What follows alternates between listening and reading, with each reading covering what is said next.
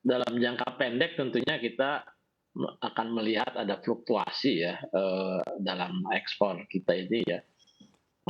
Tetapi tren secara keseluruhan di tahun 2023 itu, apa namanya, saya kira, akan mengalami satu, ini, apa namanya, tren yang menurun gitu Mhm. ya. Nah ini, eee, sebabnya itu kan, kita melihat bahwa pertumbuhan ekonomi dunia itu akan melemah, kemudian, juga ada dari sisi, eee, ini apa namanya nih, pemanfaatan di dalam negeri, yang meningkat begitu, ya kan. Nah kalau kita lihat misalnya di ekspor CPO ya, yang merupakan salah satu ekspor utama kita, itu di bulan Januari itu, cukup tajam volumenya ya, volumenya itu hanya 1,9, juta ton ya, CPO dan produk turunannya itu. Nah biasanya di bulan November itu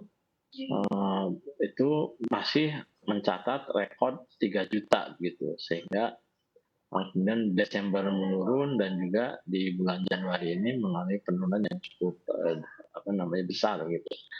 Nah dan juga ini diikuti oleh harga, ya harga CPO juga kan, mengalami penurunan, di bulan, Januari ini dibandingkan, dengan, apa namanya, harga di tahun 2022 secara, keseluruhan.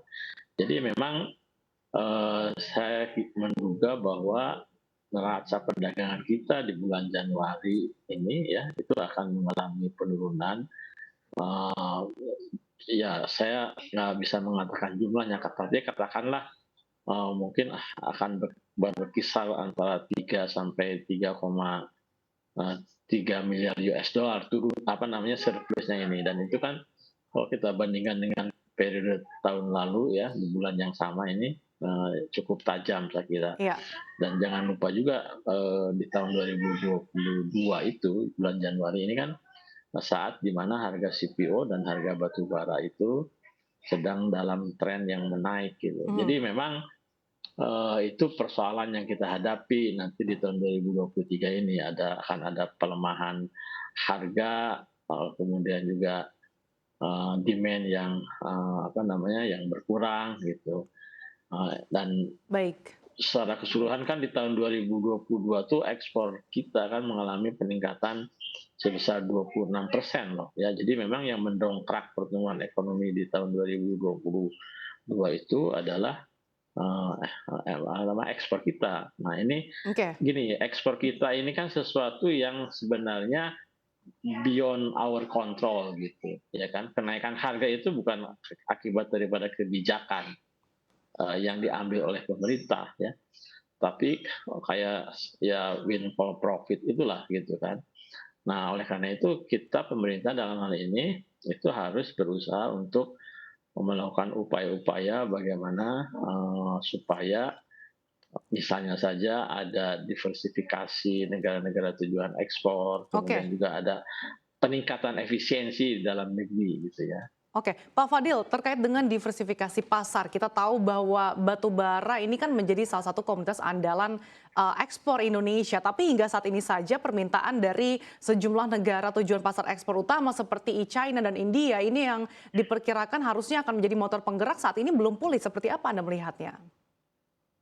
Ya sebenarnya, ya betul, Cina, eee eee, Cina memang masih, apa namanya, dalam tren yang menurun pertumbuhan ekonominya, walaupun sekarang ini sudah ada, dibuka ya, aktivitas ekonomi di Cina itu, setelah sekian lama, mereka melakukan, lockdown lah gitu ya.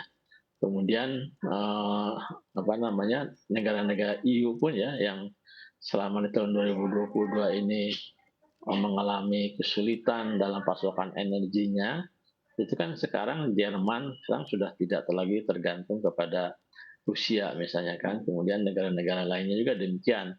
Eee, dan oleh karena itu, kita tidak bisa hanya mengandalkan, ini apa ekspor ke negara-negara tujuan, ekspor tradisional kita ya. Oke. Nah, caranya mencari negara-negara diversifikasi apa namanya, melakukan diversifikasi pasar itu ya harus kita melakukan penetrasi ya, intelijen, market intelligence, kemudian penetrasi, diplomasi, dan seterusnya itu. Jadi itu sesuatu yang kita harus rencanakan gitu, harus kita persiapkan.